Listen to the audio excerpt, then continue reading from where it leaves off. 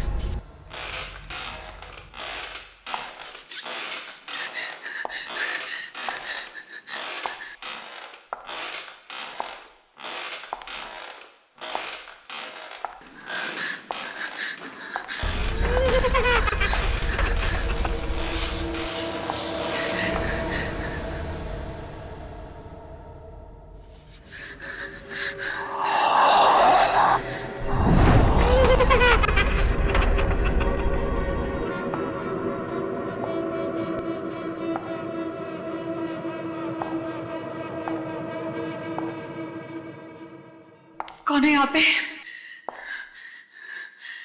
कौन है यहाँ पे?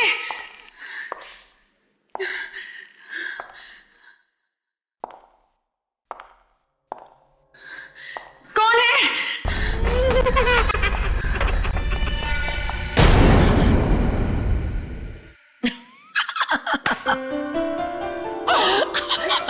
Come on guys. मुझे पता था तुम एक नंबर की डरपोक हो। ऐसा भी कोई मजाक करता है? तुमने तो मेरी जान ही निकाल दी। अरे कम ऑन यार, कुछ दिनों में हमारी फिल्म राज 3 रिलीज होने वाली है और हम लोग ऑडियंस को डराने वाले हैं और तुम खुद डर रही हो। लेकिन तुमने ये सब किया कैसे? हमारी टैलेंटेड आर्ट डायरेक्टर बिंदिया की मदद से। इसका मतलब मैं तुमसे जरूर लूंगी। ओके। मैम शॉट रेडी है। Okay, let's go.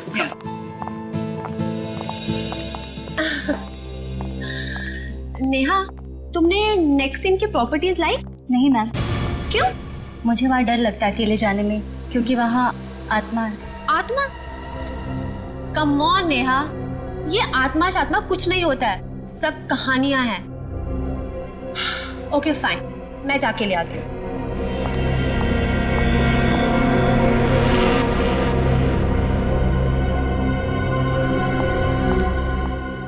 शॉट क्या है? मैम आपकी एंट्री वहां से और आपके हाथ में लैंप होगा। Okay. आपको धीरे धीरे चलते हुए ये लैंप उस टेबल पर रखना है। ओके, या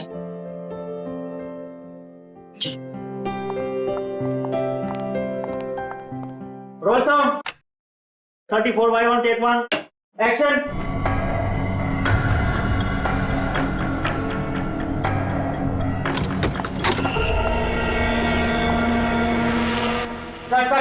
Cut. मैम आपका लुक टेबल की तरफ है, प्लीज वहां पे मत देखिए। आई नो, सॉरी, अलमारी से कुछ आवाज आ रही थी। ओके, एनीवेज फिर से करते हैं। कम। Okay. Roll sound. Action.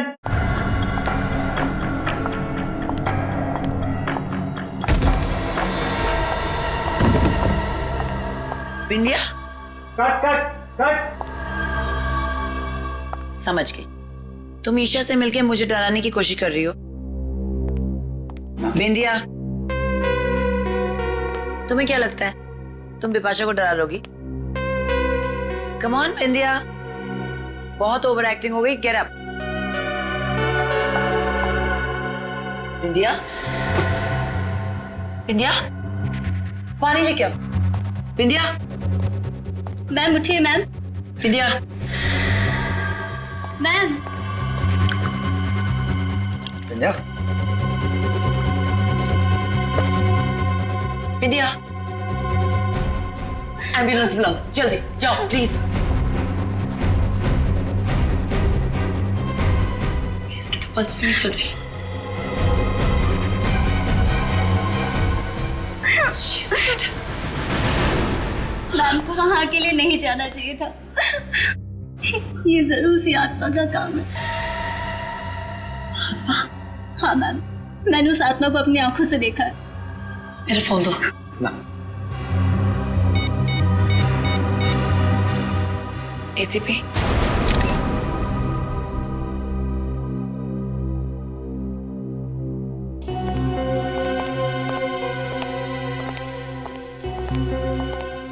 Vipasha जी, आप यहाँ पर राज 3 फिल्म की शूटिंग कर रही हैं। जी एसीपी साहब, राज 3 7 सितंबर को रिलीज हो रही है, तो बस लास्ट 2-3 सीन्स शूट कर रहे थे। तो जब आप अपना शॉट दे रही थी उसी वक्त ये अलमारी खुली और बिंदिया की लाश बाहर गिर गई। जी हाँ। और ईशा जी, जिस वक्त ये हादसा हुआ उस वक्त आप क्या कर रही थी? सर मैं तो अपनी वैनिटी वैन में थी, इस सीन में मेरी जरूरत नहीं थी तो अगले सीन की डायलॉग से याद कर रही थी। चलो कोई बात नहीं, ठीक है। फिलहाल आप लोग जा सकते हैं, लेकिन अगर हमें जरूरत पड़े तो आपको फिर से तकलीफ देंगे।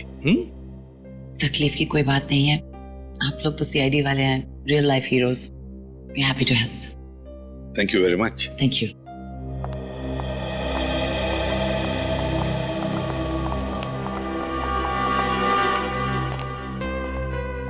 नेहा, तुम बिंदिया की असिस्टेंट हो, है ना?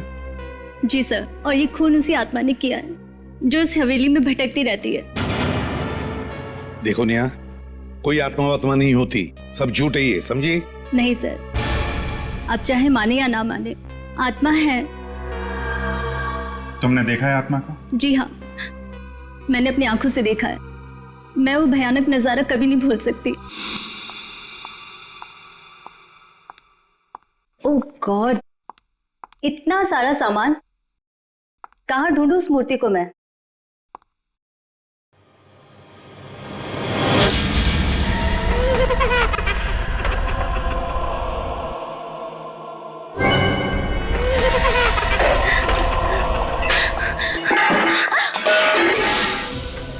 मैंने बिंदिया मैम को बताया था, मगर उन्होंने मेरी बात पे यकीन नहीं किया। उनको उस कमरे में जाने के बाद किसी ने देखा भी नहीं। नेहा, इस हवेली का मालिक कौन है? पता नहीं सर। तो फिर हवेली की देखभाल कौन करता है? सर रमेश है, जो यहाँ का केयरटेकर है। रमेश, इधर आओ। जी साहब। ये नेहा किस आत्मा के बारे में बात कर रही है, कुछ जानते हो? नहीं साहब, मैंने सिर्फ सुना ही है, आत्मा देखी नहीं है। पूर्वी, इस नेहा के साथ उस कमरे में जाओ जहां पर फिल्म शूटिंग की प्रॉपर्टी रखी जाती है। सर, क्या मेरा जाना जरूरी है? आइए मेरे साथ, घबराइए मत, कुछ भी नहीं होगा, चलिए। रमेश, बात बताओ, हवेली का मालिक कौन है? जी धर्मेश साहब। मगर साहब, उनकी तो 2 साल पहले मौत हो गई। तो ये हवेली अब किसके नाम पे है? जी उनकी वाइफ आरती के नाम। कहाँ रहती हैं आरती जी? जी जुहू में, मगर फिलहाल तो वो पुणे गई हैं, कल तक आएंगी। अच्छा रमेश, ये हवेली शूटिंग के लिए भाड़े पर कौन देता है? जी साहब, वो दलजीत। दलजीत? दलजीत को बुलाओ।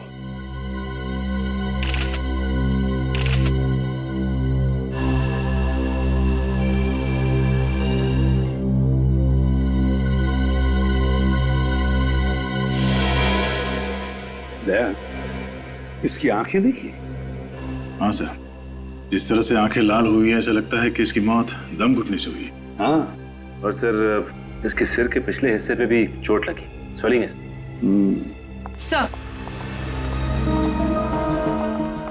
सर, उस कमरे से मुझे लोहे की रॉड मिली और इस पर कुछ बाल भी लगे। लगता है इसी रॉड से बिंदिया के सिर के पीछे वार किया गया है।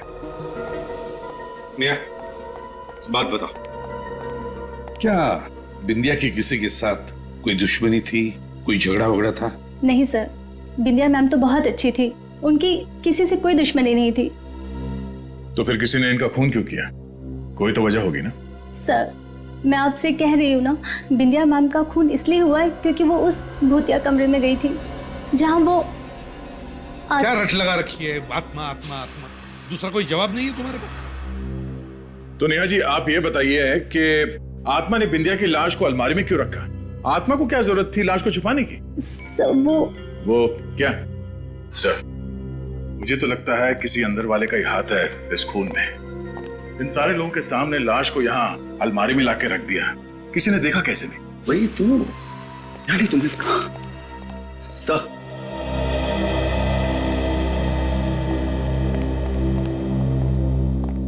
सर ये दलजीत है, यहाँ के मैनेजर। Hello sir. तो आप है जो इस हवेली को शूटिंग के लिए देते हैं भाड़े पे? देता था सर, लेकिन इस बार नहीं देना चाहता था। लेकिन ये पर सर मैंने जिद की और तंग आकर इन्होंने ये हवेली दे ही दी। दलजीत जी, ऐसी क्या वजह थी जो इस बार आप यह हवेली शूटिंग पर देने के लिए तैयार नहीं थे? वही आत्माओं की कहानियां सर। हर रोज ये शूटिंग वाले सुपर नेचुरल घटनाओं का जिक्र किया करते थे। मेरा दिमाग खराब हो गया था सर। आपको लगता है कि ये कहानियां सब झूठी हैं? ये मैं कैसे बता सकता हूँ, मैंने अपनी आंखों से कुछ ऐसा नहीं देखा है। ठीक है सर, आज रात तुम लोग यहाँ पर ठहरो इसी हवेली में। देखते हैं ऐसी कौन सी आत्मा है जो यहाँ लुक्का छुपी खेल रही है। नहीं सर, आप यहाँ आज रात नहीं रुक सकते। मेरे कहने का मतलब है अगले 2 दिनों तक नहीं रुक सकते। क्यों नहीं? सर वो अमावस, सुना है अमावस की रात को आत्माओं की शक्तियां 100 गुना बढ़ जाती हैं। ओह दलजीत जी, आत्माओं की शक्ति की तुम फिक्र मत करना, वो तो दया हमारा निपट लेगा। पता चलेगा आपको किसकी शक्ति ज्यादा है। 15 साल तक सीआईडी में काम करते करते प्रद्युमन और दया भी आधे फॉरेंसिक डॉक्टर तो बन ही गए। क्यों सालुंक्य, तुम्हें कोई शक है? शक? अरे नहीं बॉस, पूरा यकीन है, इसलिए तो कह रहा हूँ। मेरा अब तो आप लोगों को पता चल ही गया होगा इसकी मौत कैसे हुई। दम घुटने से। और उस बाल का क्या हुआ जो हमें रॉड के ऊपर मिला? वो बाल भी इस बिंदिया के ही है। मगर आप हमें यहाँ कुछ नया बताने वाले थे। मैंने ऐसा कहा था? हाँ, आइए मेरे साथ आइए।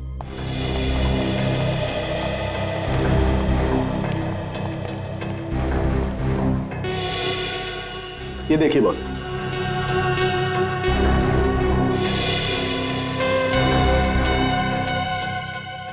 सालुंक्य, ये मुझे कपड़े का फाइबर लगता है। बिल्कुल, और ऐसा ही फाइबर मुझे इसकी नाक के अंदर भी मिला है। तो टेस्ट किया? हाँ सर, मैंने टेस्ट किया। ऐसे फाइबर ज्यादातर पर्दे वगैरह बनाने में इस्तेमाल किए जाते हैं। पर्दे से दम घोटने वाली आत्मा? आत्मा नहीं फ्रेडी, आत्मा ने खूनी। और ये खूनी जो भी है ना, वो कौन है ये आज रात को पता चल जाएगा। सर प्लीज एक बार फिर सोच लीजिए। इस हवेली में रात बिताना खतरे को दावत देना है सर। रमेश ठीक कह रहा है सर, हम लोग यहाँ दिन में नहीं आ सकते। बिल्कुल नहीं। जरा देखे तो यहाँ अमावस की रात को होता क्या है जो उस दलजीत के पसीने छूट रहे थे। सचिन, वहां देखो। पूर्वी और फ्रेडी, तुम आपके साथ चलता हूं। नहीं, तुम ऊपर जाओ। ऊपर? चलो चलो चलो।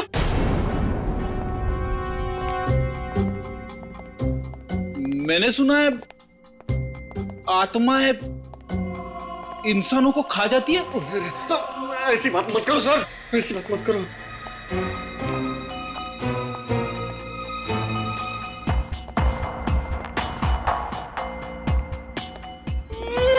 सर सुनी, आपने आत्मा की आवाज सुनी? शायद वहां से आवाज आ रही है। अरे ये क्यों रहा है? मुझे हार्ट अटैक आ जाता ना। सर वहां कोई है सर, वहां पे। अब भी देता हूं।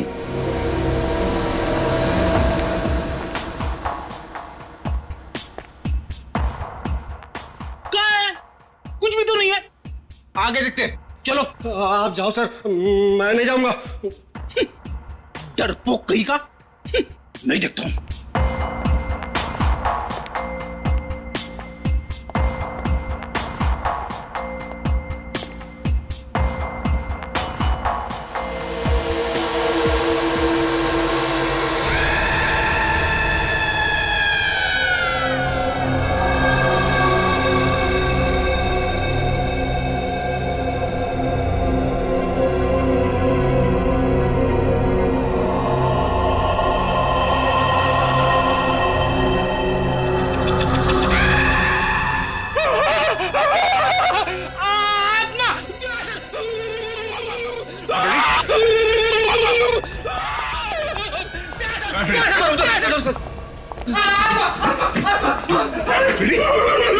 क्या? आत्मा यहाँ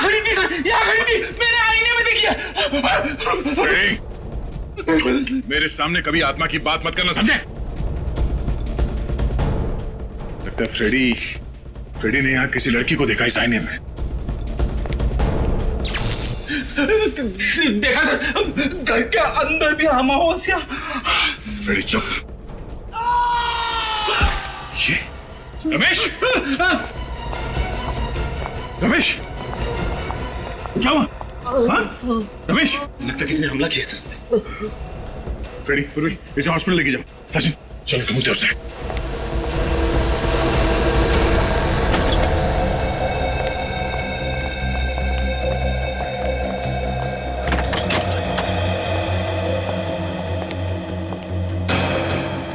जरूर यहीं पे कोई छेड़खानी की गई है बिजली काटने के लिए।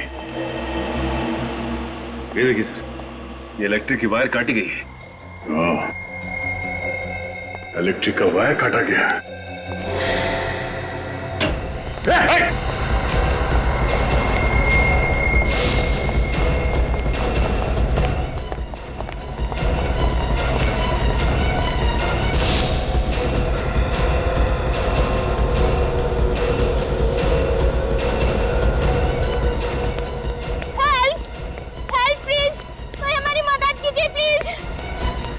क्या मुझे? सर किसी ने चाकू मार दिया इनको। चाकू मार दिया? किसने? सर एक आदमी इस तरफ से दौड़ते हुए आया और मेरे दोस्त को चाकू मार दिया और बाइक लेके भाग गया। किस तरफ गया वो? सर इस तरफ। ओह, एक मिनट। कुछ नहीं होगा।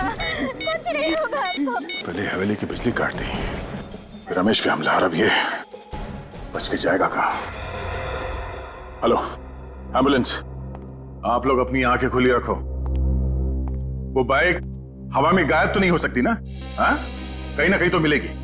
हाँ, और जैसे ही कोई खबर मिले फौरन मुझे इन्फॉर्म करना। ओके। बड़ा चालाक है ये खुनीदया, बड़ा चालाक है। जैसे उसे पता चल गया कि उसका भांडा फूटने वाला है, उसने हवेली की बिजली ही काट दी। हाँ सर, और फिर रमेश पे हमला कर दिया ताकि हमें भी यकीन हो जाए कि वो हवेली हॉन्टेड है। हाँ, लेकिन उसका नाटक हम ज्यादा दिन चलने नहीं देंगे। उसके नाटक पर पर्दा गिराना ही पड़ेगा। मगर कैसे सर? रेडी, तुमने कभी नाटक देखा है? नाटक पर पर्दा गिराने का बटन स्टेज पर होता है, मगर पीछे की तरफ जो किसी को दिखाई नहीं पड़ता। मगर सर वो तो स्टेज है और ये हवेली। इस हवेली में भी कोई ऐसा बटन है, कोई ऐसा राज, खुफिया राज जो हमें दिखाई नहीं पड़ रहा है। हाँ सर, कोई तो खुफिया रास्ता है जहां से बिंदिया की लाश उस अलमारी में रखी गई, वरना खूनी का सबके सामने लाश लेके आना इम्पॉसिबल है। हाँ दया, वो अलमारी जहां से हमें बिंदिया की लाश मिली, उस हवेली में जाकर फिर से वो अलमारी चेक करनी पड़ेगी। कोई ना कोई खुफिया रास्ता तो जरूर है इस कमरे में, जिसके जरिए वो लाश यहाँ पे लाई गई और इस अलमारी में रखी गई। चेक करो।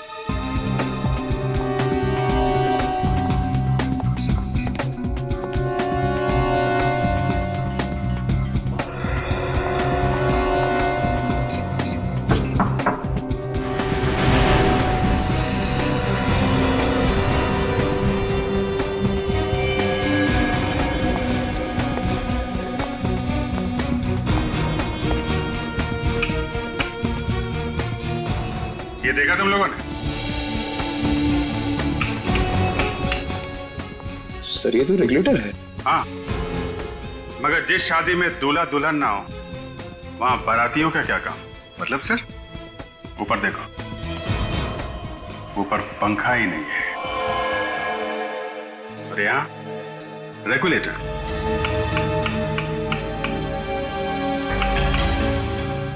ठीक से चेक करो आसपास, कहीं कोई आवाज आ रही है, कोई रास्ता खुल रहा है कहीं पे, कोई दरवाजा, कुछ भी?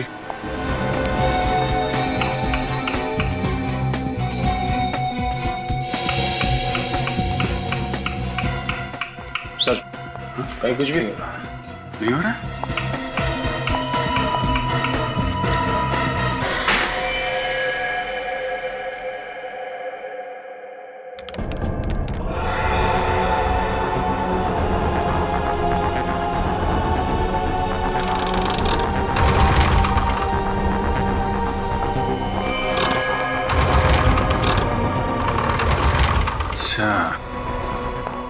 तो ये है वो जादुई सुरंग जो अभी तक हमें चकमा दे रही थी। चलो अंदर देखते हैं और कौन कौन से जादू छुपे हैं अंदर।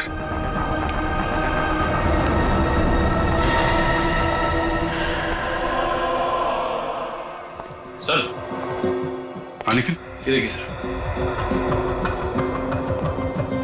कुछ सीडीज और ये सीडी प्लेयर। सीडी प्लेयर लगा के देखो क्या है? तो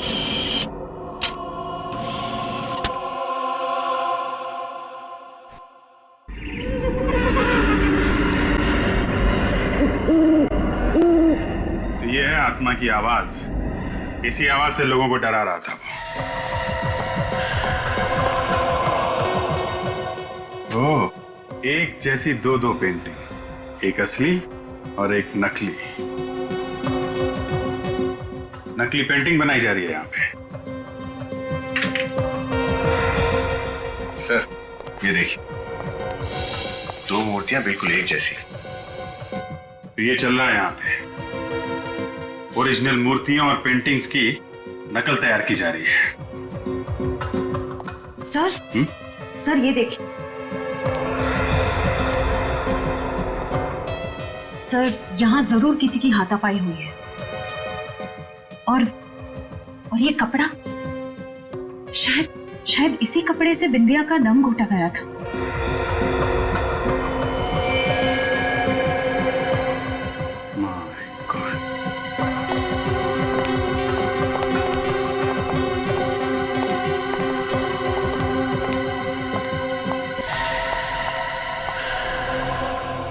तो ये है वो लड़की जो आत्मा बन के लोगों को डरा रही थी।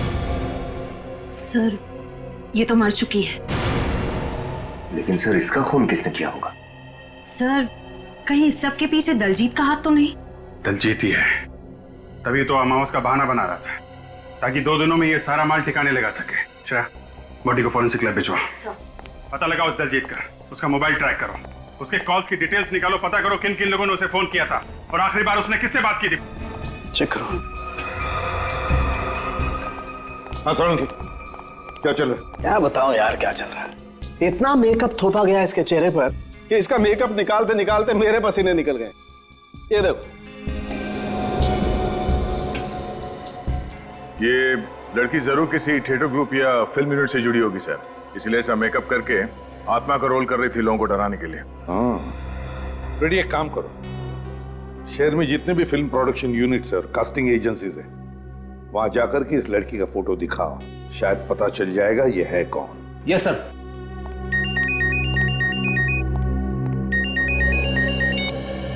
हेलो,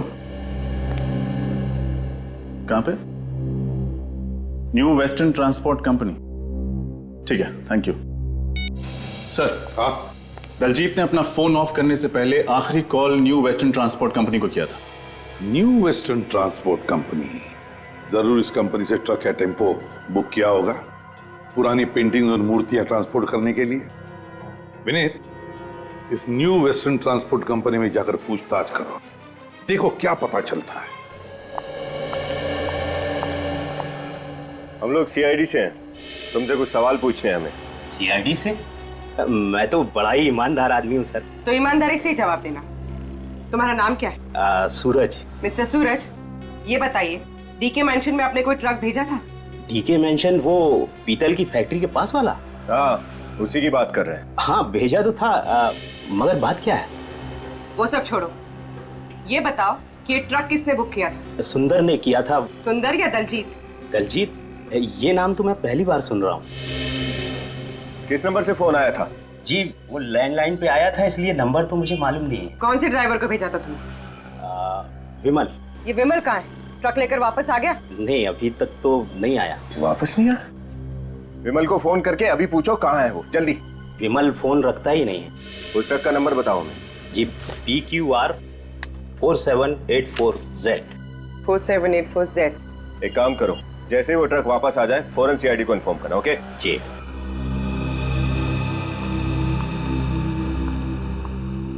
ये केस तो उलझता जा रहा है। मुझे तो लगता है उस दलजीत ने ही सुंदर के नकली नाम से फोन किया होगा। PQR 4784Z। ये ट्रक तो यहीं पर है। फिर इस सूरज ने हमसे झूठ क्यों कहा कि विमल अब तक ट्रक लेकर वापस नहीं आया?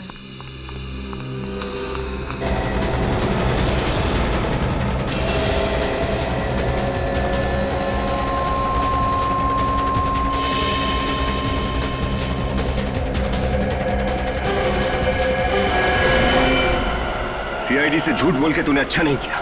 देखा किससे बात कर रहा था?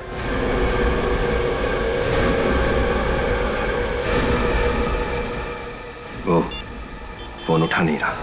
ये तो हम पता लगा ही लेंगे तू किससे बात कर रहा था। चल चल।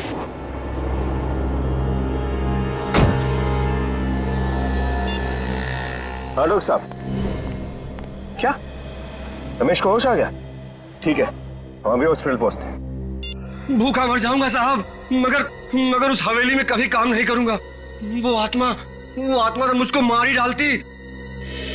देखो, ये आत्मा वात्मा सब बेकार की बातें हैं। ऐसा कुछ भी नहीं होता।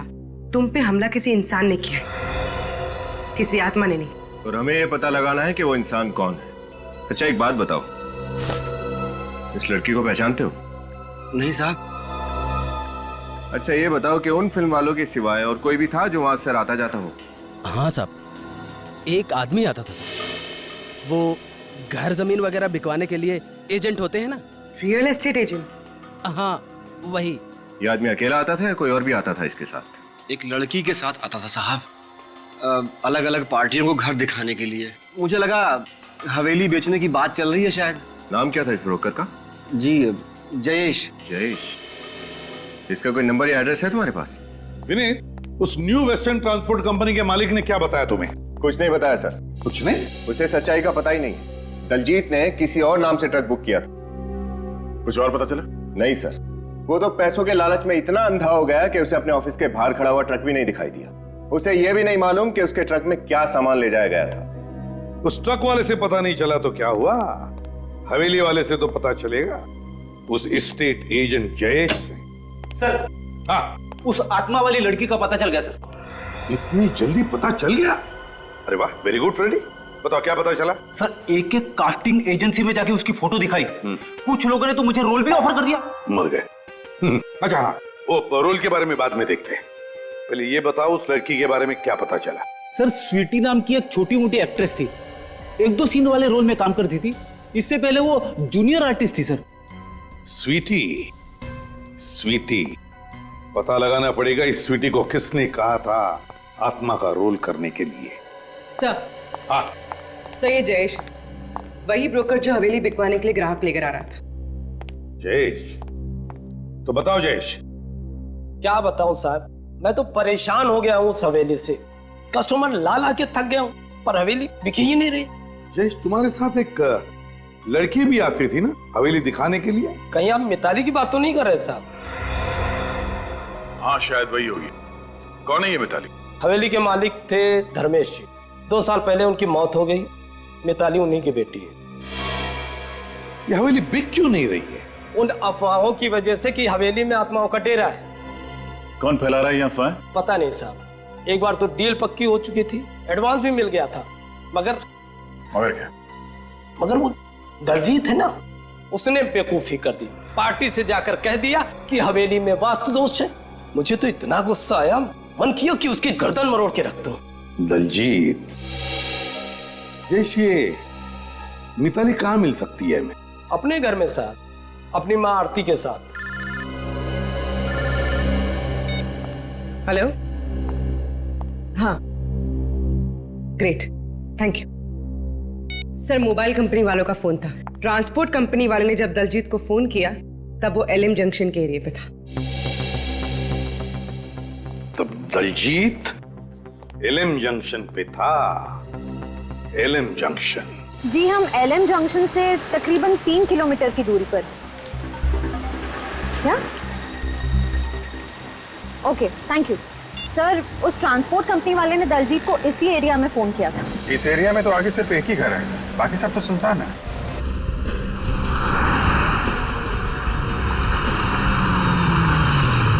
ये रहा घर। हो सकता है दलजीत यहीं पे छुप के बैठा हो। चलो देखते हैं। देखिए, आप लोगों को बहुत बड़ी गलतफहमी हुई है ऑफिसर। मिताली हवेली जा ही नहीं सकती। वो तो सिंगापुर में है, एमबीए की पढ़ाई कर रही है। अगर मिताली सिंगापुर में है तो 3 दिन पहले वो डीके मेंशन में क्या कर रही थी? आपको किसने कहा कि वो 3 दिन पहले मेंशन में थी? जयेश ने, वही ब्रोकर जो मिताली के साथ मिलकर उन लोगों को वो हवेली दिखाता है जो उसे खरीदना चाहते हैं। देखिए, मुझे जयेश बहुत बड़ा फ्रॉड लग रहा है। ये किसी और लड़की को मिताली बना के ये सब कर रहा है। जयेश झूठ क्यों बोलेगा? तो क्या मिताली झूठ बोलेगी? अगर वो इंडिया में होती तो क्या मुझे फोन नहीं करती? वो घर नहीं आती क्या? शायद मिताली वो हवेली आपकी मर्जी के बिना बेचना चाहती हो। जी नहीं, मिताली ऐसा कभी नहीं कर सकती। वो जानती है कि मुझे हवेली से कितना लगाव है। मेरे बहुत पुरानी यादें जुड़ी हैं उस हवेली के साथ। अच्छा, ये हवेली किसके नाम पर है? आपके या मिताली के? मिताली के नाम पे। लेकिन अगर मिताली यहाँ इंडिया में है तो वो घर क्यों नहीं आई अभी तक? क्योंकि शायद इस जुर्म में मिताली का भी हाथ है। जुर्म? कैसा जुर्म? कैसा जुर्म? आपकी हवेली में 2-2 खून हो गए, आपके केयरटेकर रमेश पर जानलेवा हमला हुआ और आप पूछ रही है कैसा जुर्म? What? क्या आप लोग क्या कह रहे हैं? कब हुआ ये सब? अच्छा, कमाल है।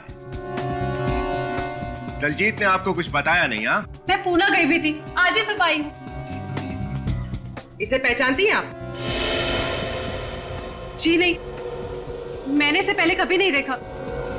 ये लड़की आत्मा बनकर आपकी हवेली में लोगों को डराती थी। हे भगवान, मुझे तो बहुत घबराहट हो रही है। ऑफिसर, प्लीज जल्दी से मिताली को ढूंढिए, कहीं ऐसा कुछ हो ना जाए, प्लीज। बच्चे ये बताइए, मिताली का कोई फोटो है आपके पास?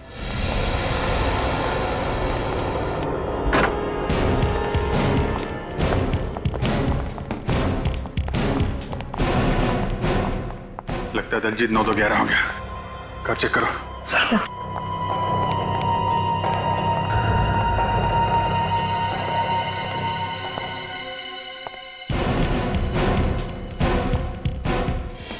ये बॉक्सेस?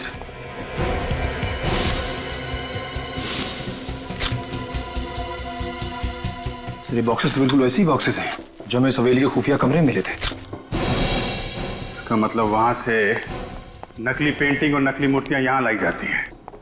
पहले असली चीजें चुरा के हवेली के खुफिया कमरे में लाई जाती है, वहां उनकी नकल तैयार की जाती है और नकल तैयार होने के बाद यहां से खरीदारों के पास। सर, अगर दलजीत ने सारी चीजें यहाँ पे छुपाई हैं तब तो यहाँ पे जरूर आएगा।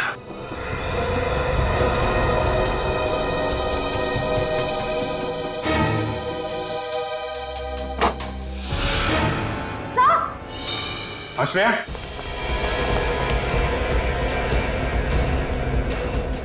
क्या हुआ? सर, मिताली। बाहर निकलो, बाहर निकलो।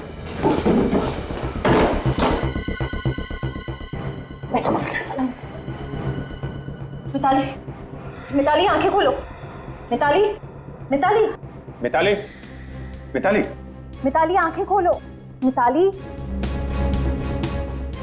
मुझे बचा लो, मुझे बचा लो। कुछ नहीं होगा मिताली, हम लोग आ गए हैं। वो मुझे मार देगा। कौन कौन कौन मार देगा? क्या नाम है उसका? दलजीत। दलजीत? कहाँ है दलजीत? वो आने वाला है। आने वाला है? आने दो इस दलजीत के बच्चे को। ऐसी तीखी मिर्ची खिलाएंगे कि तोते की तरह अपने सारे जुर्म कबूल कर लेगा। नहीं निखिल, सिर्फ तोते को ही नहीं, तोते के मालिक को भी पिंजरे में बंद करना है।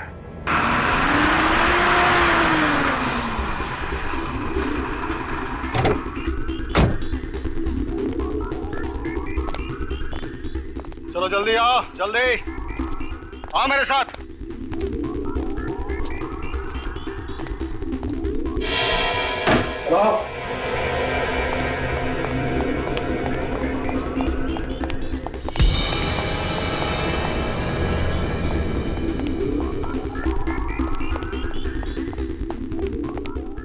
ये सारे के सारे बॉक्सेस टेम्पो में अभी के अभी लोड करो, समझे? चलो जल्दी जल्दी, देर नहीं।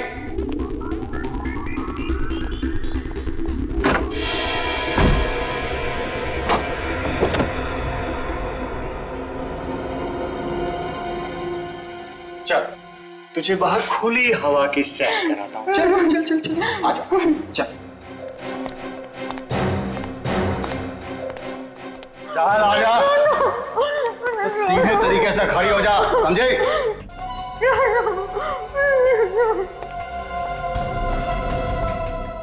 क्या है बे? खड़े खड़े घूर क्या रहा है? आंखें नीची कर आंखें नीची। चल जा, काम कर जाकर।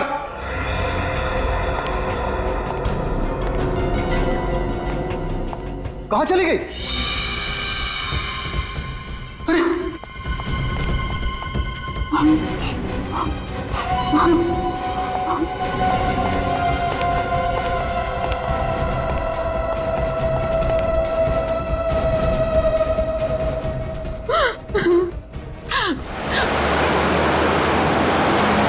श्रेय, वो बग ठीक से लगाया था ना?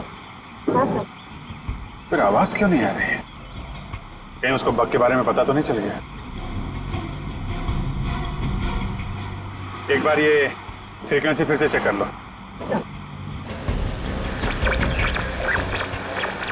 ओए तेज चला। एक बार ये मेरे रास्ते से हट जाए तो वो हवेली भी नहीं बिकेगी और मेरा गैर कानूनी काम भी नहीं बंद होगा।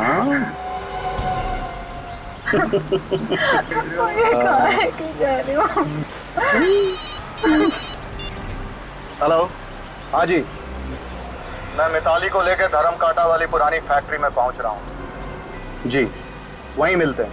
पुरानी धर्म कांटा वाली फैक्ट्री? तो वहां जा रहा है ये।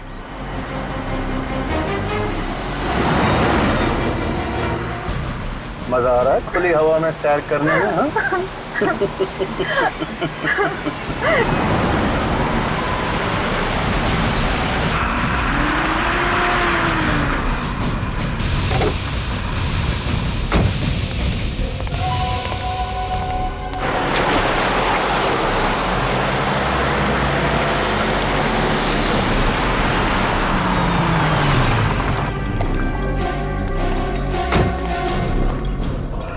चल, मुझे कहाँ लेके जा रहे हो? चला जा चुपचाप।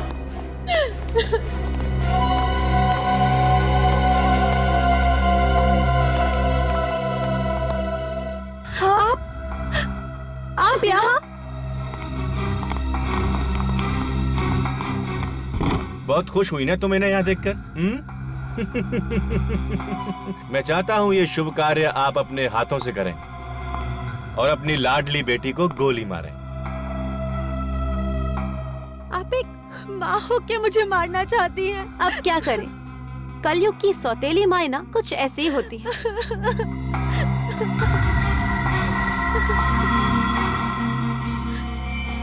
मुझे मत मारिए प्लीज, मुझे मत मारिए, मुझे मत मारिए प्लीज माँ।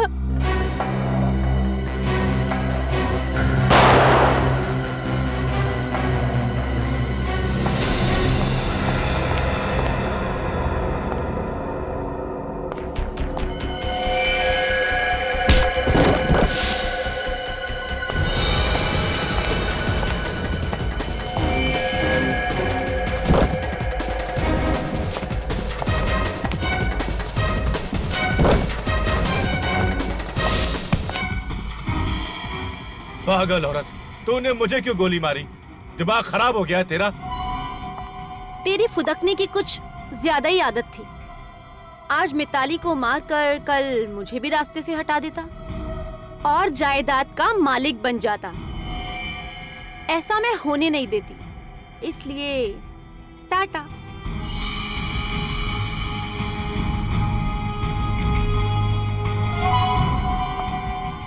अब मरने की तुम्हारी बारी है। नहीं, मुझे मत मारो प्लीज, मुझे मत मारो, मुझे छोड़ दो प्लीज, मुझे मत मारो।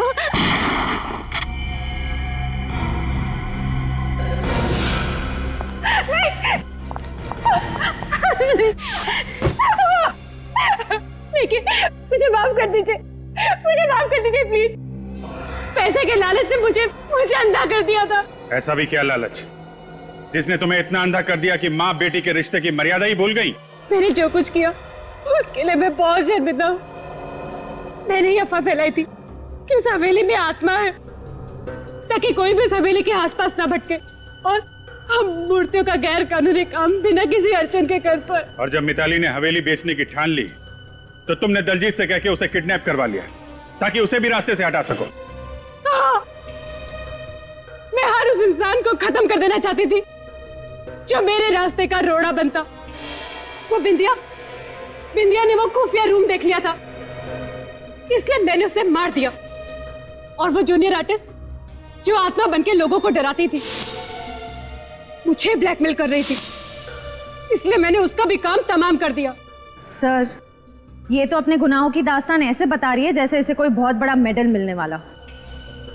मेडल तो इसे मिलेगा ही, लेकिन वो सोने चांदी का लॉकेट नहीं होगा, फांसी का फंदा होगा।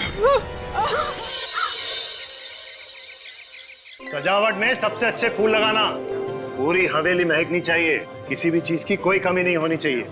आखिर हमारी बेटी की शादी है। सरपंच जी आप चिंता ना करें। और हाँ, मेहमानों का खास ख्याल रखना। तुम जाओ बादाम का दूध और शरबत ले आओ। ठीक है। अरे वीना, क्या हुआ? तुम बहुत डरी हुई लग रही हो। भाई आज तो तुम्हें खुश होना चाहिए, तुम्हारी बेटी सुहागन होने जा रही है। अपनी बेटी की ब्याह के लिए जितने सपने संजोए थे सब के सब आज सच होने जा रहे हैं। तो फिर मेरी चिंता का कारण आप अच्छी तरह से जानते हैं। मुझे भी इस बात की चिंता है, लेकिन तुम डरो मत। मैंने सबको चौकन्ना कर रखा है। 2 पहलवानों को बंदूकों के साथ सोनिका के कमरे के बाहर तैनात कर दिया है। इस विवाह में कोई अड़चन नहीं आएगी, मुझ पर भरोसा रखो। भगवान करे सब ठीक ठाक हो जाए और मेरी बेटी सोनिका के जीवन में कभी भी कोई अड़चन ना आए। आप क्या सोच रहे हैं? मीना, मैं सोच रहा था हमें सीआईडी की मदद ले लेनी चाहिए। एक बार तो उन्हें इत्तला कर देना चाहिए। हाँ, ये बिल्कुल ठीक कह रहे हैं आप। मैं अभी सीआईडी की ऑफिस जाता हूँ। लेकिन यहाँ पर सारी चिंता मत करो, यहाँ पर किसी को कुछ पता नहीं चलेगा। सब तैयारियां ठीक ठाक चल रही हैं। सुरक्षा का बंदोबस्त कड़ा है। तुम बस अपने आंख और कान खुले रखना और बाहर देखते रहना। जी ठीक है, मैं ध्यान रखूंगी, लेकिन आप मुहूर्त से पहले आ जाना, वरना। चिंता मत करो, मैं जल्द ही वापस आ जाऊँ, सब ठीक हो जाएगा।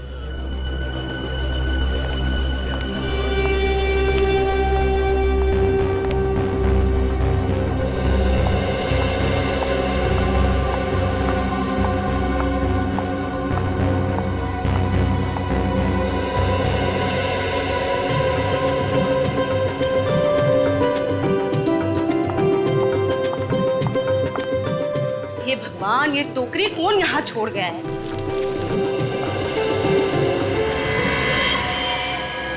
क्या है?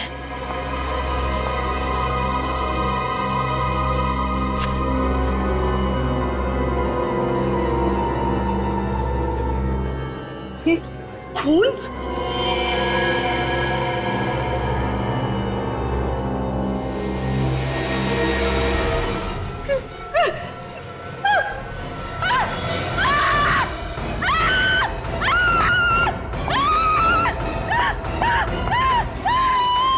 इतना चिल्ला क्यों रही हो? वो इस कमरे में। कमरे में? अंदर। क्या है कमरे में? अरे क्या हुआ? क्या हुआ? इतना शोर क्यों मचा रखा है? ये कह रही है कमरे में कुछ है। कमरे में कुछ है? क्या है कमरे में? आप लोग खुद ही चलकर देख लीजिए। अरे ऐसा क्या है कमरे में?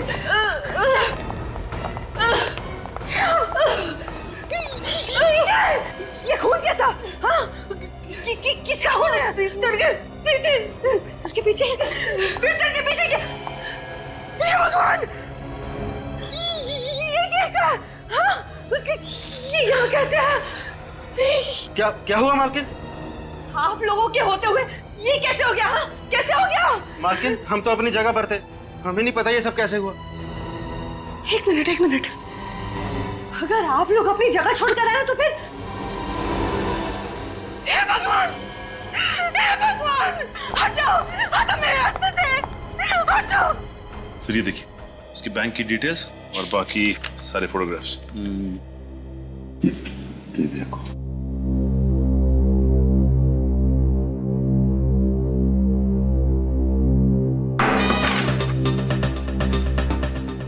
ये पेपर पढ़ने की जगह है। सॉरी। सॉरी क्या?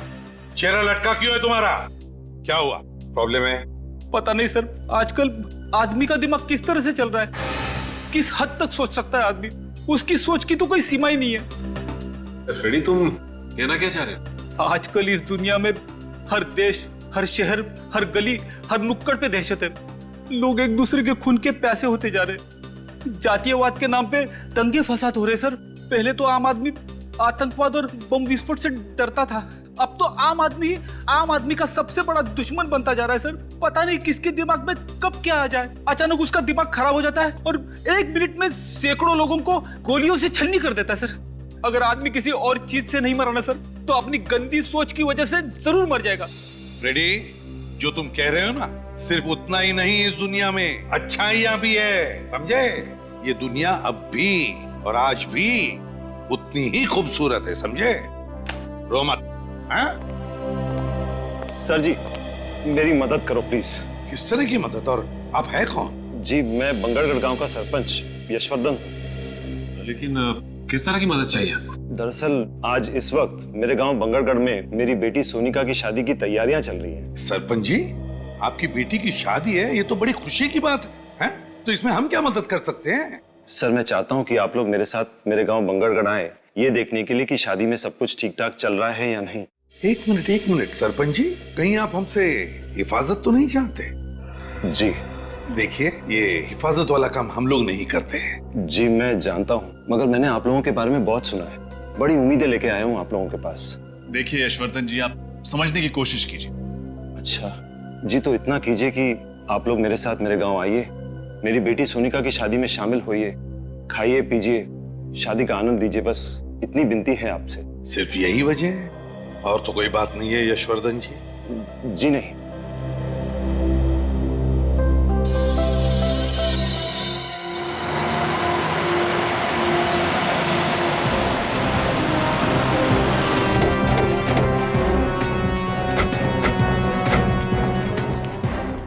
आइए, अंदर आइए, चलिए।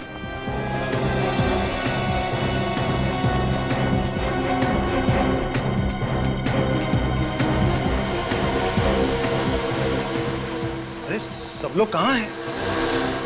वही तो है? हो क्या रहा है यशवर्धन जी? आप तो कह रहे थे कि शादी की तैयारियां चल रही है, फिर बाकी के लोग कहाँ हैं घर के? मैं भी यही सोच रहा हूँ सर, सब गए कहाँ? मेरा परिवार, रिश्तेदार, सारे मेहमान, कर्मचारी। जब मैं यहाँ से निकला था तो पूरे घर में चहल पहल थी। हे भगवान, मेरी बच्ची। ये आवाज, ये तो किसी की रोने की आवाज है। लगता है घर के पीछे से आ रही है, चलो देखते हैं। हाँ, ये आवाज घर के पीछे से ही आ रही है। हे भगवान, मेरी गैरहाजिरी में कहीं कोई अनर्थ तो नहीं हो गया? यहाँ से आइए। हे भगवान, यहाँ पर सोनिका! अरे हे भगवान! सोनिका, सोनिका, सोनिका, ये क्या हो गया? आपने आने में बहुत देर कर दी। हमारी बच्ची सोनिका में हमेशा के लिए छोड़कर चले। आप जरा प्लीज पीछे हटिए। सोनिका,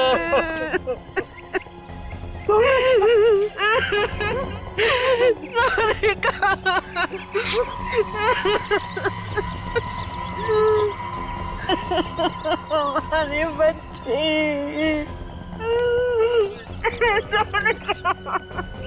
लगता है किसी ने ऊपर से इसे धक्का दिया है। वही तो, सिर के पीछे वार करने के बाद फिर ऊपर से नीचे क्यों फेंका? इसका घाव काफी गहरा है, ऐसा लगता है किसी ने किसी भारी चीज से मारा है। वही तो, लेकिन एक बात समझ में नहीं आ रही है, सिर के पीछे इतनी जोर से भारी चीज से वार करने के बाद फिर ऊपर से नीचे क्यों फेंका?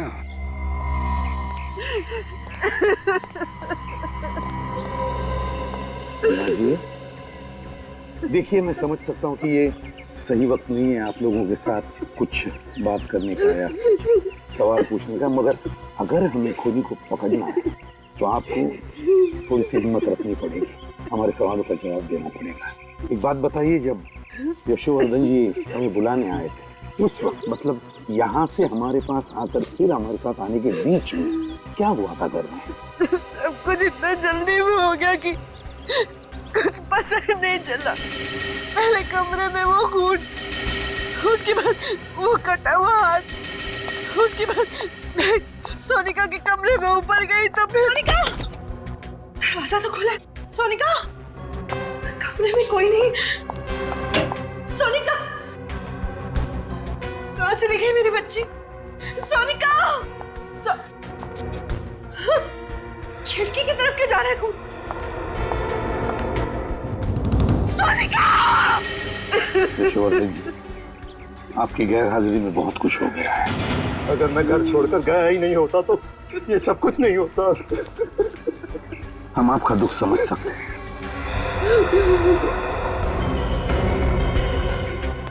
तुम लोगों को अपनी जगह छोड़नी नहीं चाहिए थी। गलती होगी साहब, उस वक्त नीचे से चीखने की आवाज आ रही थी। साहब उस समय समझ में नहीं आ रहा था कि हम क्या करें। हमें ऐसा लगा कि नीचे हमारी ज्यादा जरूरत है, इसलिए हम नीचे चले गए साहब।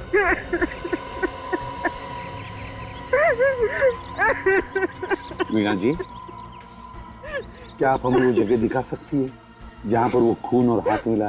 प्लीज। जी। इस तरफ से।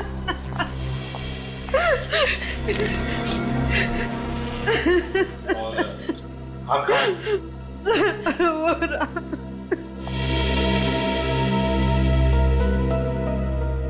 लगता है खूनी पीछे के दरवाजे से अंदर आया है। हाँ सच। अच्छा ये बताइए कि जब आप कमरे के अंदर आई तो क्या दरवाजा खुला हुआ था? हाँ साहब, खुला हुआ ही था। लेकिन उसे अंदर आते हुए किसी ने देखा कैसे? तो किसी ने तो देखा होगा। मैंने तुम लोगों को कितनी बार कहा था कि घर के सारे खिड़की दरवाजे हमेशा बंद रखो। यशोवर्धन जी प्लीज, आप जरा शांत हो जाइए और चलिए हमें सोनिका का कमरा दिखाइए। ये रहा कमरा।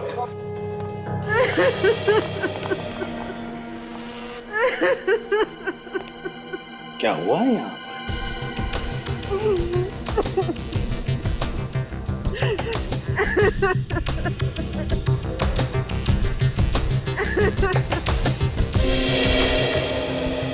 ये क्या है?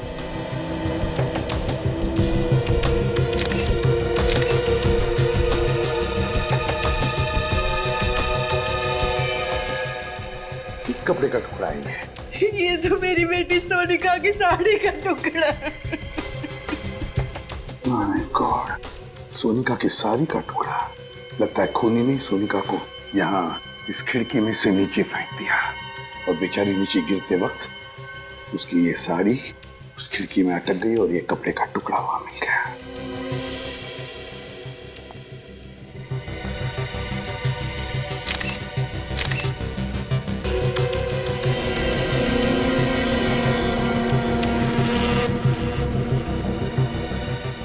सर ये खून लगा हुआ आवाज उधर कबोर्ड के नीचे। खून लगा हुआ वाज। मीना जी, क्या ये वाज आपके घर का है? नहीं सर, ये हमारे घर का नहीं। नहीं जी नहीं। तो इसका मतलब है खूनी ये वाज बाहर से लेकर आया और फिर इसी वाज से सोनिका के सिर पर पीछे से वार कर दिया। हे भगवान, हम गांव वालों से क्या गलती हो गई? कैसा श्राप दे दिया तूने? हमारी बेटी को भी खा गया ये श्राप। एक मिनट यशोवर्धन जी, क्या कहा आपने? श्राप? कैसा श्राप? किस श्राप की बात कर रहे हैं आप यशोवर्धन जी? होता क्या है इस श्राप से, जरा बताइए। इस श्राप की वजह से जिस दिन हमारे गांव में किसी भी लड़की की शादी होती है, उसी दिन उस लड़की की मौत हो जाती है। ऐसा होता है इस श्राप से? कब से सिलसिला चल रहा है इस श्राप का? ये कई सालों से। इस श्राप की वजह से हमारे गांव में किसी भी लड़की को शादीशुदा जिंदगी का सुख नसीब नहीं होता। हमारे गांव में हर पिता, हर भाई डर डर के जीता है। आप लोग सच में श्राप जैसी चीजों पर यकीन करते हैं? जी। ये बिल्कुल सही कह रहे हैं। हमारे गांव में इस तरह की वारदातें कई सालों से हो रही है। हाँ साहब, सरपंच जी बिल्कुल सही कह रहे हैं। हमने कई बार देखा है दुल्हनों को अपनी नजरों के सामने दम तोड़ते हुए। ये आप लोग किस तरह की बातें कर रहे हैं? आज के जमाने में इस तरह की बात कोई मानता है क्या? देखिए, आप लोगों की सोच आपकी जगह सही है और हमारी सोच हमारी जगह सही है। किसी भी सोच को सही या गलत करार नहीं दिया जा सकता। अच्छा चलो, मान लिया, लेकिन ये जो भी श्राप वाप है, इसकी वजह क्या है? क्या है वजह इसके पीछे? ये एक रहस्य है जिसके बारे में किसी भी गांव वाले को कुछ पता नहीं, कोई भी नहीं जानता, और फिर भी आप लोग विश्वास कर रहे हैं इस पर। यशोवर्धन जी, आपसे एक आखिरी सवाल पूछता हूं मैं। अगर आपका इतना विश्वास है इस श्राप पर, तो फिर आपने अपनी बेटी की शादी इसी गांव में क्यों की? कहीं और जगह जाकर करवा देते? बताइए। हम कभी नहीं करना चाहते थे, लेकिन सोनिका की जिद थी कि अगर उसकी डोली उठेगी तो इसी गांव से, इसी घर से उठेगी। उसकी जिद के आगे हमें झुकना पड़ा और हमने शादी की तैयारियां भी शुरू कर दी। हमने उसे बचाने की हर कोशिश की, लेकिन ये श्राप हमारी बच्ची को निकल गया। नहीं वीणा जी, देखिए, ये श्राप वाप कुछ नहीं होता, सब झूठ है ये। मेरी बात पर यकीन कीजिए, इसके पीछे कोई और है, कोई ऐसा शख्स जो सालों से आप में दहशत फैला रहा है इस श्राप के आड़, समझा? और हमें यही पता लगाना है कि है कौन ये, और हम पता लगा कर रहेंगे ही। एक बात बताइए, आपकी बेटी की शादी की तैयारियों की कोई वीडियो रिकॉर्डिंग वगैरह की है आपने? जी हाँ, है। तो ये वीडियो रिकॉर्डिंग हमें दीजिए। और सचिन, पता लगाओ इस गांव में ऐसी कितनी लड़कियां हैं, कितनी दुल्हनें जिनकी इस तरह की मौत हुई है, और उनके बारे में पूरी जानकारी निकालो। सर, मिल गया सचिन जानकारी, सीडी सब कुछ? हाँ सर, सीडी भी मिल गई है और शादी की जानकारी भी। वेरी गुड, लगाओ सीडी जल्दी। दया, कुछ तो जरूर पता चल जाएगा सारा चक्कर क्या है। सर, मुझे तो लगता है ये सारे खून उसी श्राप की वजह से हो रहे। चुप रहो फ्रेडी। फ्रेडी, आइंदा अगर श्राप शब्द तुम्हारे मुंह से निकला ना, तो समझ लेना कि तुम्हारी हमेशा के लिए ट्रांसफर इस बांगड़गढ़ में हो। नहीं सर, ऐसा मत करना सर। चुप। आइंदा ये शब्द तुम्हारे मुंह से निकलना नहीं चाहिए। कौन सा? श्राप। हाँ।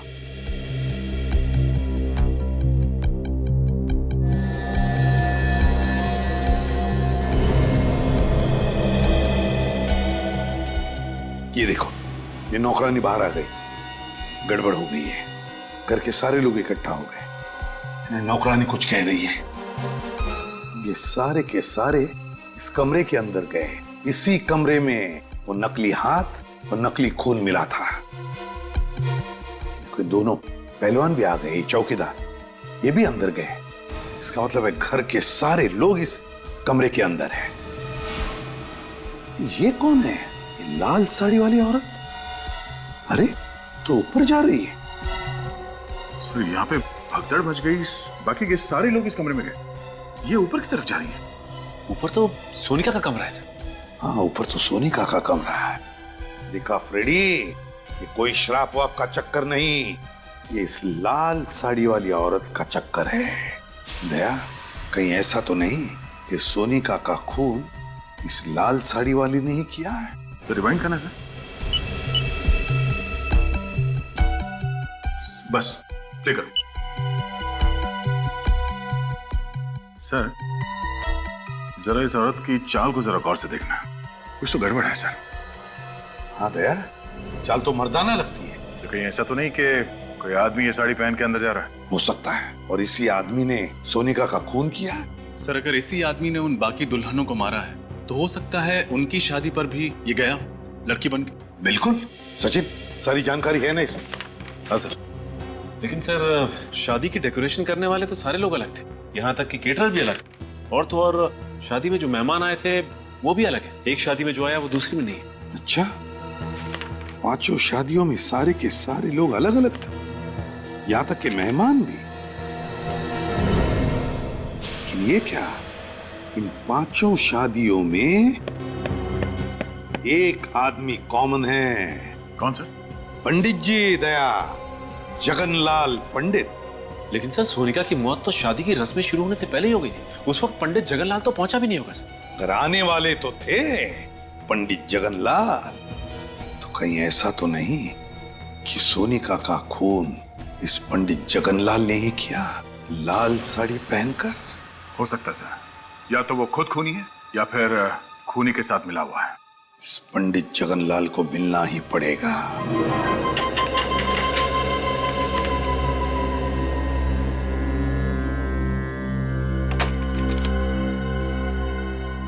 आप लोग सीआईडी से है ना? आइए।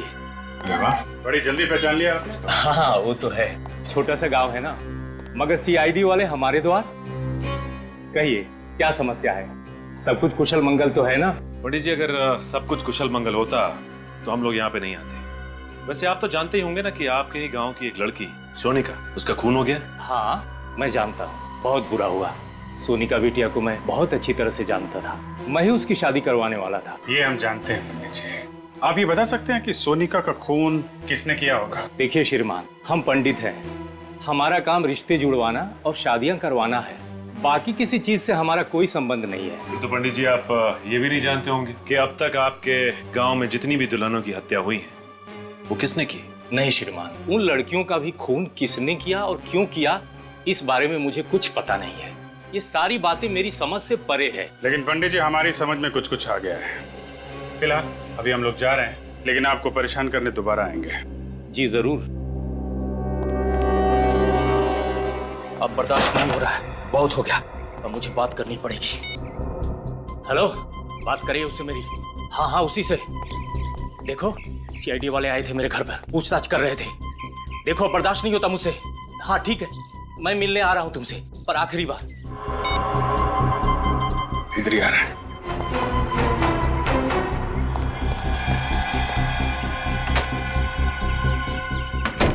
हे प्रभु, रक्षा करना मेरी, ये किस धर्म संकट में डाल दिया।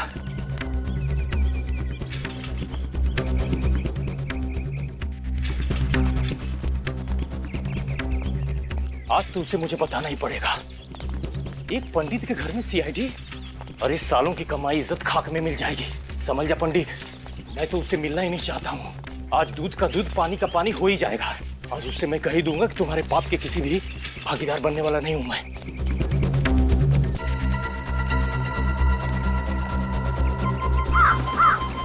अभी तो यही था सर, अचानक गायब हो गया। कहीं नजर नहीं आ रहा है। देखो यहीं कहीं आसपास छुपा होगा। सर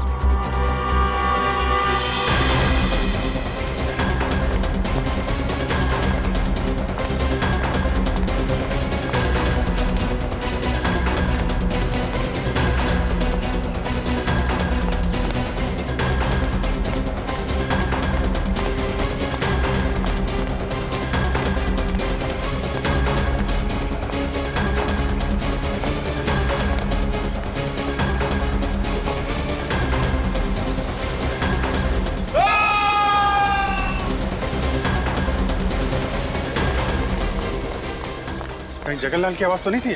सर आवाज यही कहीं से आई। इस तरफ। अरे यहाँ तो भीड़ जमा है। जगनलाल के साथ? एक्सक्यूज मी, प्लीज हटिए, प्लीज हटिए हटिए हटिए। मैं हे भगवान, इस शापित गांव के एक लौते पंडित को भी आपने उठा लिया, अब क्या होगा हमारा? खूनी ने चाकू फेंक के मारा होगा और भाग गया। अजीब सी बात है सर, एक गांव के पंडित को कोई क्यों मारना चाहेगा? अजीब बात तो इस गांव की हर एक चीज है, एक के बाद एक खून होते जा रहे हैं। पर खूनी इतनी जल्दी जगनलाल को मार के कहां भाग गया? लेकिन आसपास चेक करो जरा। हटिए हटिए। सर कहीं ऐसा तो नहीं कि जगनलाल जिस आदमी से फोन पे आखिरी बार बात कर रहा था उसी ने इसे बुलाया यहाँ पे और मार दिया? जगनलाल को उसके इरादे पे शक नहीं हुआ होगा कि वो उसका खून करने वाला है। हाँ सर, इसने सीआईडी के आने की खबर दी होगी और उस आदमी ने इसका हमेशा के लिए मुंह बंद कर दिया। इसका मतलब सिर्फ हम ही नहीं, वो खूनी भी इन गलियों में भाग रहा था इस जगनलाल के पीछे। मौका पाते ही उसने चाकू मारा और भाग गया। हाँ सर, ये जो कोई भी है काफी चालाक आदमी है। सर हाँ सर, आसपास कुछ भी नहीं मिला। अच्छा, इसका थैला चेक कर लेना।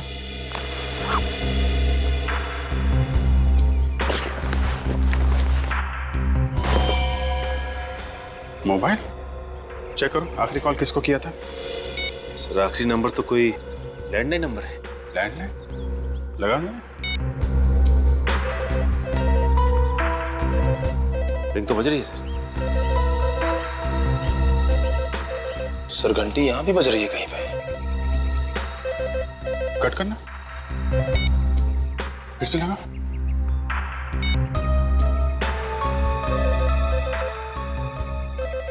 बंटी की आवाज तो यहीं से आ रही है। इसका मतलब ये नंबर यहीं आसपास का है। चलो देखते हैं। निकल, बॉडी को फॉरेंसिक लैब भिजवा दो। सर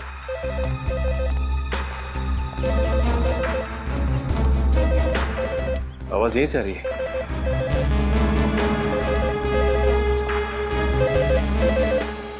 अरे यहाँ बच रही है। तो इस पीसीओ पे पंडित जगनलाल ने फोन किया था, लेकिन किसके लिए? दुकान वाला जानता होगा सर। दुकान वाला कहीं नजर नहीं आ रहा। दुकान खुली छोड़कर कहाँ जा सकते हैं? सचिन, गांव में ऐसा ही होता है, लोग एक दूसरे पे भरोसा करते हैं। हाँ सर, लेकिन अब पता कैसे लगेगा कि जगनलाल ने किसके लिए फोन किया था यहाँ पे? जी साहब, कुछ ये साहब। तुम इस दुकान के मालिक हो? हाँ साहब। ये दुकान छोड़ के कहाँ चले गए थे? साहब वो घर पे गया था साहब। घर पे गए थे। यहाँ बगल में पंडित जगनलाल का खून हो गया और तुम घर पे क्या कर रहे थे? क्या साहब, पंडित जी का खून हो गया साहब? कितनी देर हुई दुकान छोड़ के गए? साहब 5 मिनट पहले गया था साहब मैं। 5 मिनट पहले? हाँ साहब। अच्छा ये बताओ कि 8-10 मिनट पहले यहाँ पे किसी का फोन आया था क्या? हाँ साहब, थोड़ी देर पहले पंडित जी का फोन आया था मनीष बाबू के लिए साहब। मनीष बाबू? कौन है ये मनीष बाबू? साहब वो जो घर दिख रहा साहब, साहब वहीं पे रहता साहब वो। अच्छा मनीष, ये मनीष बाबू का फोन अक्सर यहाँ पे आता रहता है क्या? हाँ साहब, उन्होंने बोल के रखा साहब कि जब भी उनका फोन आया तो उनको बोल देना, तो बोल देता था साहब ने। कि उनके पास खुद का फोन या मोबाइल नहीं है क्या? नहीं साहब, जहाँ तक मैंने देखा है उनके पास खुद का मोबाइल फोन नहीं है साहब। जब भी फोन करना होता साहब वो मेरे पास ही आते साहब। अभी होंगे मनीष बाबू घर पे? हाँ साहब, ज्यादातर वो घर पे रहते साहब। क्या दिखाओ घर की जगह। चलिए साहब। साहब यही है मनीष बाबू का घर साहब।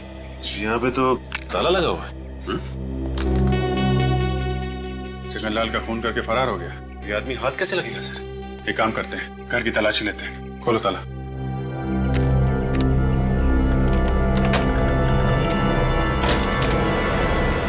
यहीं खड़े रहना। जी साहब।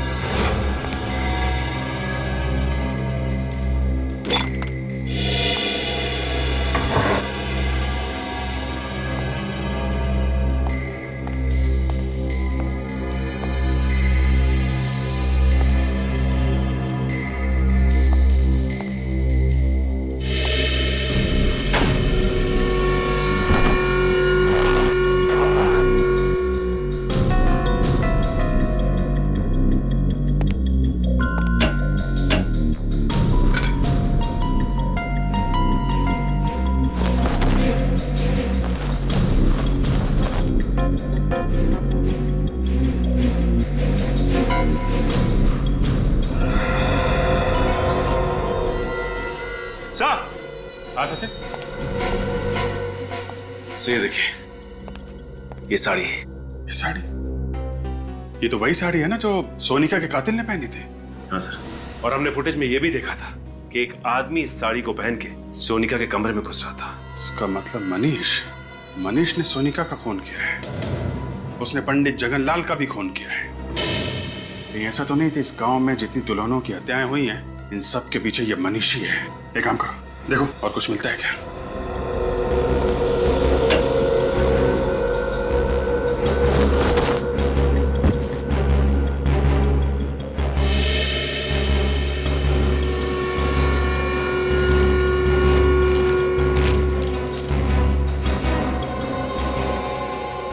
ये आदमी और ये औरत, ये फोटो, सर इस औरत को मैंने कहीं देखा है। देखा है? कहाँ देखी है? याद करो सर। सोनिका के कमरे में जो फोटोग्राफ्स थी उसमें ये लड़की भी थी। सोनिका के घर पे? इसका मतलब सोनिका इस औरत को जानती होगी। और ये आदमी भी था फोटो में? सर ये आदमी तो नहीं था। फिर ये कौन है? जरा उस दुकान वाले को बुलाओ। भाई साहब जरा अंदर आइए। जी साहब। अरे देखो, ये आदमी मनीष है। नहीं साहब, ये मनीष बाबू नहीं है साहब। क्या ये मनीष बाबू नहीं है? नहीं साहब, मनीष बाबू की तो दाढ़ी है, मूछें है और वो चश्मा भी पहनते साहब, और उनकी उम्र भी ज्यादा है साहब। ये मनीष बाबू हो ही नहीं सकते साहब। अच्छा, इस औरत को देखा कभी? नहीं साहब, इन्हें मैंने पहले कभी नहीं देखा साहब। सर हमें साड़ी तो मिल गई है, लेकिन इसका कहना है कि ये आदमी मनीष नहीं है। तो कहीं ऐसा तो नहीं कि जो आदमी सोनिका के कमरे में भेस बदल के गया था उसे मारने के लिए, वो आदमी ये फोटो वाला आदमी हो सकता है ये मनीष का कोई रिश्तेदार या फिर जान पहचान वाला हो। एक बात बताओ, ये मनीष आदमी कैसा है? मनीष बाबू को इस गांव में आए हुए 1 साल हुआ है। मैं उनके बारे में इतना कुछ नहीं जानता साहब। वो यहाँ पे अकेले रहते थे या इनके साथ कोई और भी रहता था? हाँ साहब, अकेले ही रहते थे साहब। अकेले? हाँ साहब। किसी को देखा यहाँ पे आते जाते उनसे मिलते? नहीं साहब, मैंने किसी को उनके घर पे आते जाते नहीं देखा साहब। ठीक, तुम जा सकते हो। अगर इस औरत की फोटो यशवर्धन के घर में है तो यशवर्धन इस औरत के बारे में जरूर जानता होगा। चलो यशवर्धन से मिलते हैं।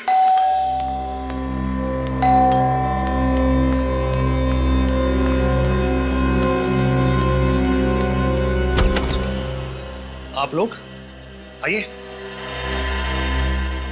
कहिए क्या बात है?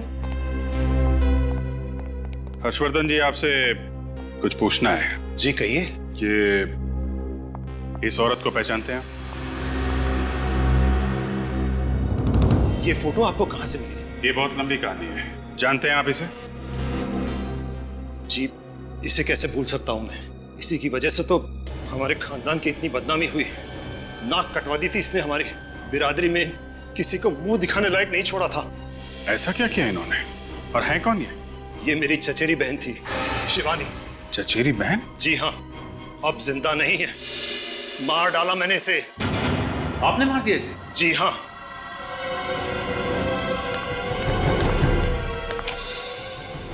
इसी बंदूक से मारा था मैंने उसे 15 साल पहले। क्यों? क्यों मारा आपने? शिवानी को धीरज से प्यार हो गया था और धीरज हमारी बिरादरी का नहीं था। और धीरज ये है? जी हाँ, यही है धीरज। इसी को लेकर आई थी यहाँ, मुंह काला करके, लाल टीका लगवाने, हमारा आशीर्वाद लेने। बाबा, ये धीरज है। इससे शादी करके मैं अपनी पूरी जिंदगी इसके साथ बिताना चाहती हूँ। शिवानी, इसे जीवन बिताना नहीं, जीवन बर्बाद करना कहते हैं। ये क्या कह रहे हैं आप? बेशरम, तू हमारे खानदान का नाम बर्बाद करना चाहती है?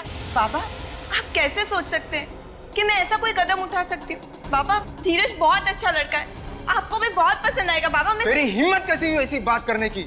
अगर मुझे पता होता कि तुम हमारे खानदान का नाम इस तरह रोशन करेगी तो मैं तुझे पैदा होते ही मार देता।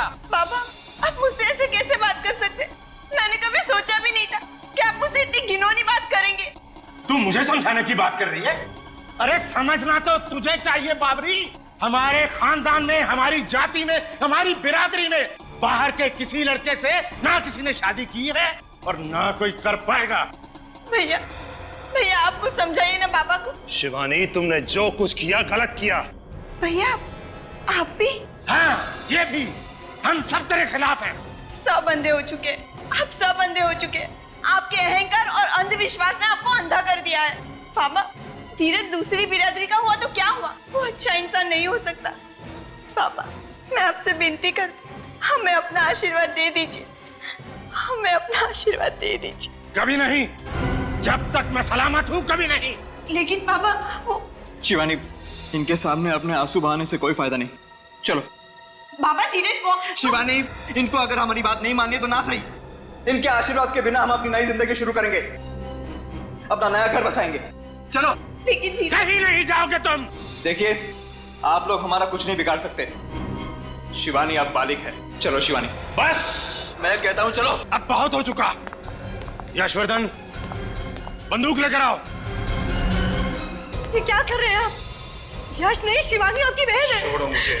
गोली चलाओ, चलाओ गोली। यशवर्धन, चलाओ गोली। धीरज। यशवर्धन, हर्षवर्धन, लाशों को ठिकाने लगा दो। पिताजी के दबाव में आके मार दिया मैंने इन दोनों को, और इसी वजह से मैंने इन्हें आज तक माफ नहीं किया। ऑनर किलिंग, इस तरह किसी की जान लेने में कैसा सम्मान? क्या मिलता है आप लोगों को ये सब करके? सचिन, गन ले लो इनके। लाइए, जरा लाइए। अरेस्ट करें सर। गिरफ्तार तो करेंगे ही। जो गुनाह इन्होंने किया है उसकी सजा तो इन्हें भुगतनी पड़ेगी।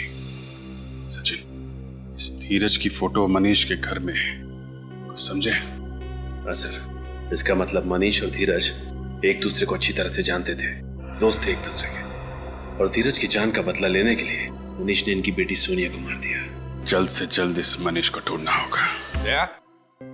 ये धीरज मरा है और मनीष जिंदा है, और मरे हुए धीरज की फोटो मनीष के घर में हमें मिली। ये कैसे? कुछ ना कुछ तो चक्कर है ना, कुछ ना कुछ तो गड़बड़ है। कैसी गड़बड़ सर? क्या फोटो में जो दिख रहा है ना उसे नहीं देखते, जो फोटो में नहीं दिख रहा है उसे ढूंढने की कोशिश करते हैं, उसे ढूंढने की कोशिश करते हैं।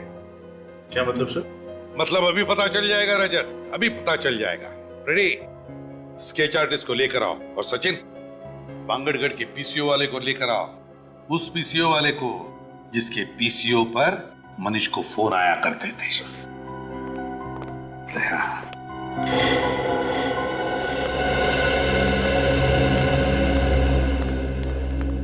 आइए। एक्चुअली सबने स्केच आर्टिस्ट को क्यों बुलाया? अभी पता चल जाएगा। ये चेहरा देखो, हम चाहते कि ये चेहरा बनाया।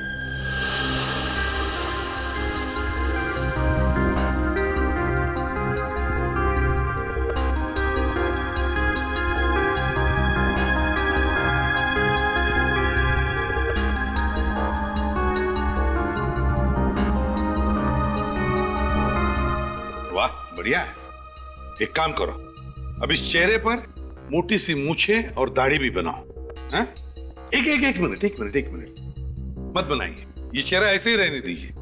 इस दूसरे पेपर पर बिल्कुल ऐसा ही चेहरा बनाओ, ऐसा ही चेहरा, लेकिन थोड़ा उम्र में ज्यादा, एक 10-12 साल, और फिर उस चेहरे पर मूछें दाढ़ियां लगाओ। जी। हाँ। और हाँ, चश्मा भी चाहिए उसे, मोटा सा। ठीक है, काले फ्रेम वाला।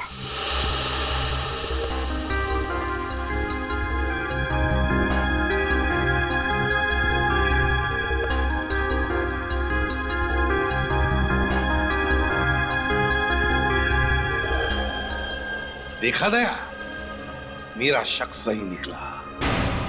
ये मनीष ही धीरज है? हाँ साहब, यही मनीष बाबू साहब। एक सेकंड। ये आदमी तो उस दिन भीड़ में था जब हमने सोनिका की लाश देखी थी। इसका मतलब है आज का मनीष मरा हुआ धीरज है। मगर सर, धीरज को तो गोली लगी थी, फिर वो बच कैसे गए? इसका मतलब धीरज कभी मरा ही नहीं और मनीष बाबू बनकर सबकी आंखों में धूल झोंकता रहा। एग्जैक्टली। हमें किसी तरह से इस मनीष को पकड़ना होगा। मनीष उर्फ धीरज को ढूंढेंगे कैसे सर? ढूंढेंगे फ्रेडी, ढूंढेंगे। फिर से बांगड़गढ़ गांव में शादी होगी, दुल्हन सजेगी, और ये बाराती भी आएगा।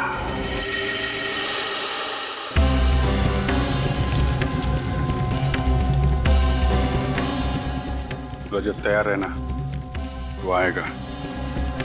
दुल्हन को मारने जरूर आएगा। दुल्हन को हम आज तक नहीं आने देंगे सर।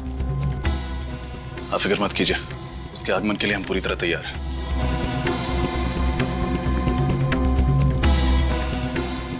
पंडित जी, याद है ना विघ्न आने पे कौन सा मंत्र पढ़ना है? जी साहब, मालूम है।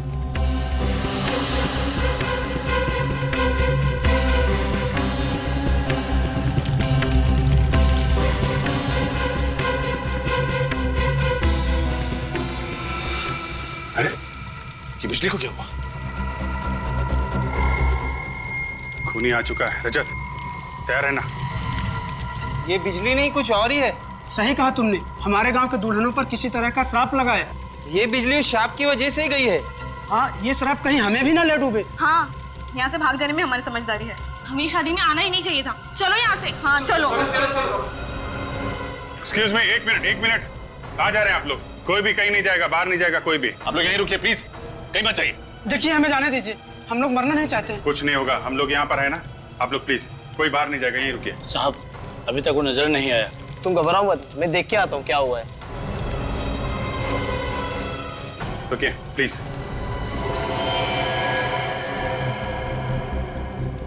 साहब, वो अंदर आ गया, दुल्हन की तरफ बढ़ रहा है।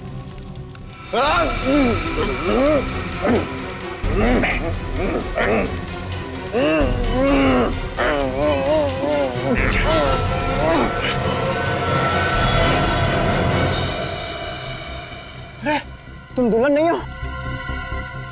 जी हाँ, तुम्हें क्या लगा तुम्हारे हाथों से एक दुल्हन और मारी जाएगी?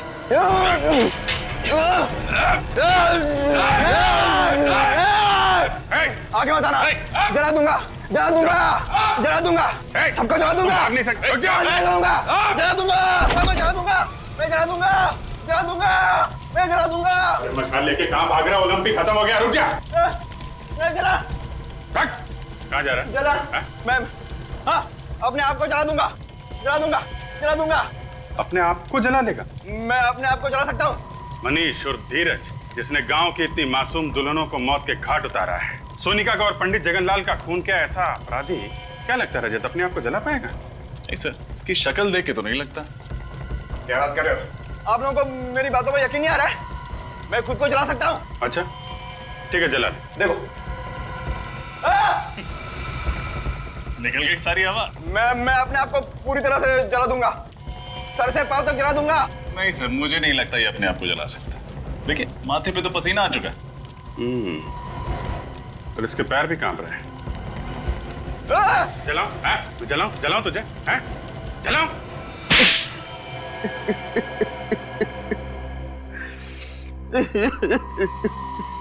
मनीष उर्फ धीरज, बताओ क्यों किया तुमने ये सब? इसका जवाब तो मैं पिछले 15 सालों से ढूंढ रहा हूँ। एक भाई अपनी बहन को कैसे मार सकता है? एक बाप अपनी बेटी की खुशियों का गला कैसे घोट सकता है? क्यों दो प्यार करने वालों को लोग जीने नहीं देते? मैं अपनी शिवानी के साथ आशीर्वाद लेने उसके घर गया था और मिला क्या? धीरज, धीरज! तुम बच कैसे गए? जिसको राम राखे उसको कौन चाखे। एक गांव वाले ने यशवर्धन और हर्षवर्धन को मुझे और शिवानी की लाश को ठिकाने लगाते हुए देख लिया था जंगल में। उसी ने मुझे बचाया। कई सालों तक मैं बेहोश था और जब होश में आया तो मुझे शिवानी की मौत की खबर मिली और मैं गुस्से से पागल हो गया और मैंने सोचा कि मैं बदला लूंगा। बदला लेने के लिए तुमने पांगड़गढ़ गांव की सारी दुल्हनों को मार दिया। हाँ। और इसी वजह से गांव वालों के मन में श्राप का डर और भी गहरा होता गया। हाँ, आप लोगों की वजह से मुझे बहुत परेशानी हुई, लेकिन मकसद तो पूरा करना ही था। इसलिए औरत के भेष में यशवर्धन के घर के बेडरूम के पीछे के दरवाजे से मैं अंदर गया, नकली हाथ और नकली खून रखा, मेहमानों में शामिल हो गया और जब तमाशा हुआ तो पहलवान नीचे आ गए और मैं सोनिका के रूम में दाखिल हो गया। अपने साथ लाए हुए फ्लावर वास से मैंने उसके सिर पर मारा और उसे खिड़की के बाहर फेंक दिया। और जगनलाल पंडित, उसको भी तो तुमने ही मारा। क्या बिगाड़ा था उसने तुम्हारा? वो आप लोगों को सब कुछ सच सच बताने वाला था, इसलिए उसे भी मारना पड़ा। तो कहीं ऐसा तो नहीं कि इस जगनलाल पंडित ने ही तुम्हें 15 साल पहले बचाया था? हाँ, उसी ने मुझे बचाया था। भगवान ने तुम्हें दूसरी जिंदगी दी, एक नया मौका दिया जीने का, और तुमने क्या किया? अपना बदला पूरा करने के लिए गांव की मासूम लड़कियों की जानें ली। उनकी शादी के दिन अब तो भगवान भी तुम्हें माफ नहीं करेगा, तुम्हें तो फांसी होकर ही रहेगी।